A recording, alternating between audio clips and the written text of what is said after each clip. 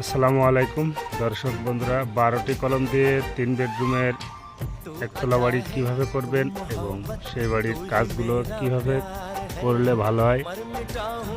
অনেকে আছেন কলম বাড়ি গাঁথনি করে ছাদ দিতে চান, সেক্ষেত্রে ছাদ দিলে সুবিধাটা কি, না দিলে সুবিধাটা কি। এটা হচ্ছে মেন গেট। মেন গেটে ঢুকে আপনি পাবেন এপাশে একটি রুম, সিঁড়ি রুম বাদেই এটা একটি বেডরুম, এটা হচ্ছে সিঁড়ি রুম। 3 লোকে সিঁড়ি রুম করতে হবে এবং এটা হচ্ছে ডাইনিং স্পেস। গাঁথনির কাজ চলছে, রাজমিস্ত্রির কাজ চলছে। এপাশে একটি বেডরুম, এটা হচ্ছে টয়লেট, এটা কিচেন। এপাশে পাবেন একটি বেলকনি জায়গা। 12টি কলম দিয়ে এই বাড়ির টোটাল ডিজাইনটা সাজানো হয়েছে। এটা হচ্ছে একটা বেডরুম এবং